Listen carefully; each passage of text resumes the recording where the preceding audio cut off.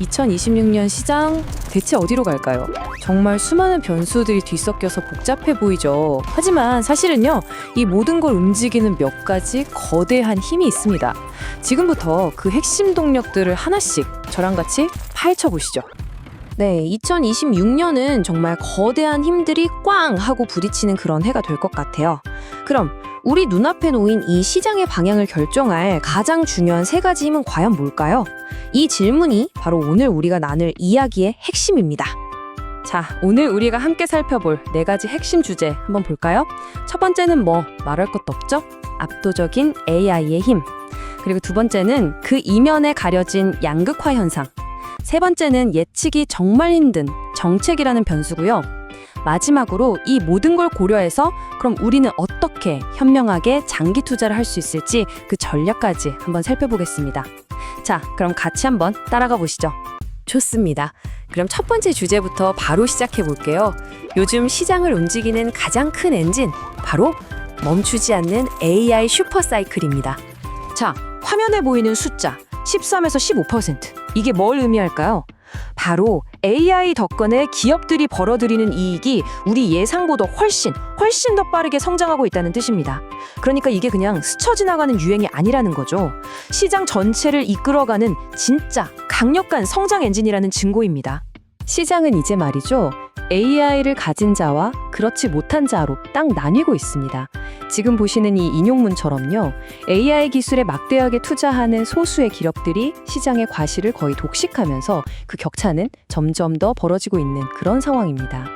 근데 여기서 제일 중요한 게 뭔지 아세요? 이게 다가 아니라는 겁니다. 이제 막 시작이라는 거죠.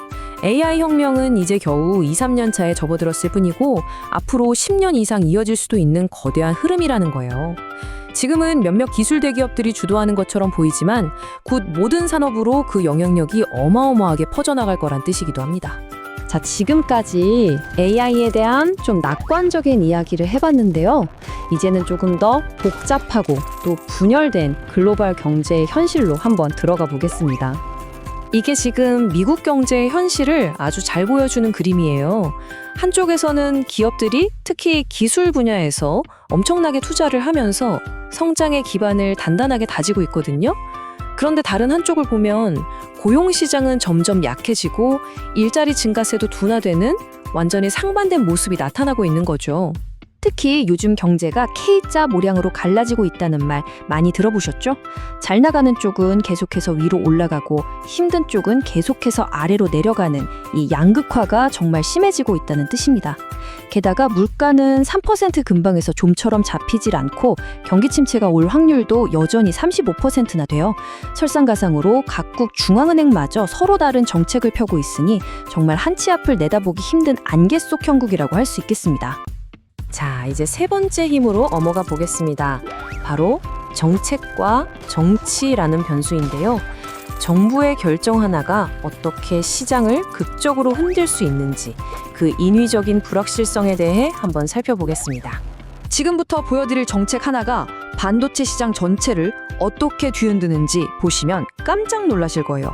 근데 그 전에 223조 관세라는 개념을 먼저 알아두셔야 합니다. 복잡하게 생각할 것 없고요. 간단히 말해서 이거 국가 안보에 위협이 돼 라고 판단하면 대통령이 수입품의 관세를 꽝 하고 매길 수 있는 아주 강력한 카드라고 보시면 됩니다. 자, 이게 구체적으로 어떻게 작동하는지 한번 보실까요? 이 복잡해 보이는 반도체 관세 조치를 아주 간단한 단계로 나눠보면 그 의도가 명확해집니다. 먼저 일부 첨단 반도체에 25% 관세를 부과해요.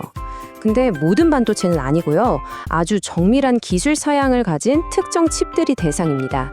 그리고 이 칩들이 미국에서 최종적으로 사용되는 게 아니라 테스트만 거치고 다시 해외로 나갈 때 바로 그때 관세가 적용되는 거죠. 물론 미국 내 데이터 센터나 R&D에 쓰이는 칩에는 예외를 둡니다. 핵심은 바로 이겁니다. 이 반도체 관세 조치 하나는 사실 빙산의 일각에 불과하다는 거죠. 정부의 결정 하나, 정책 하나가 어떻게 전체 산업의 공급망을 마비시킬 수 있고 또 한 산업의 미래를 이렇게나 불투명하게 만드는지 보여주는 정말 완벽한 예시라고 할 수 있습니다. 자, 지금까지 AI, 양극화, 정책이라는 세 가지 거대한 흐름을 살펴봤습니다. 그럼 이제 가장 중요한 질문이 남았죠. 우리 투자자들은 이 새로운 지형도 위에서 어떻게 장기적인 전략을 세워야 할까요? 이제 그 실질적인 얘기를 좀 해보겠습니다. 자, 우리 투자자들에게 가장 중요한 경고 신호가 아닐까 싶습니다. 바로 밸류에이션이라는 역풍인데요. 지난 몇 년간 주가가 정말 많이 올랐잖아요. 이렇게 높아진 주가는 어떻게 보면 미래의 수익을 미리 땡겼었다는 의미이기도 합니다. 즉, 과거처럼 그냥 주가가 오르지만을 기대하면서 쉽게 돈을 벌던 시대는 이제 끝났을지도 모른다는 거죠. 이 차트를 보시면 상황이 아주 명확하게 보입니다. 앞으로의 주식 수익은 어디서 나올까요? 바로 매출 성장이나 자사주 매입, 배당 같은 기업의 탄탄한 펀더멘털에서 나와야 합니다. 왜냐하면 보시는 것처럼 저기 마이너스로 표시된 높은 밸류에이션이 이미 우리 수익률의 일부를 깎아먹는 역풍으로 작용하고 있기 때문이죠. 대표적인 기술주 ETF인 QQQ를 한번 예로 들어볼까요? 지난 5년 동안 무려 84%나 급등했습니다. 어마어마하죠. 하지만 바로 그 때문에 이제는 너무 비싸진 상위 몇 개 종목의 높은 밸류에이션 때문에 오히려 단기적인 변동성에 직면해 있다는 겁니다. 이런 딜레마에 빠진 거죠. 그렇다면 우리는 어떻게 해야 할까요? 어떻게 대응해야 할까요? 핵심은 이겁니다. 첫째, 조급해하지 말고 최소 5년 이상의 긴 호흡으로 시장을 바라보는 것. 둘째, 예전처럼 주식과 채권이 반대로 움직일 거라고만 생각하면 안 된다는 것. 같이 움직이는 경우가 더 잦아질 수 있거든요. 그래서 셋째, 전통적인 분산 투자를 넘어서 사모펀드나 글로벌 인프라 같은 대체 자산으로 포트폴리오를 더 다각화하는 것을 진지하게 고민해봐야 합니다. 이런 것들이 바로 이 복잡한 환경을 헤쳐나가는 현명한 방법이 될 수 있겠습니다. 자, 오늘 우리는 세 가지 거대한 힘에 대해 이야기했습니다.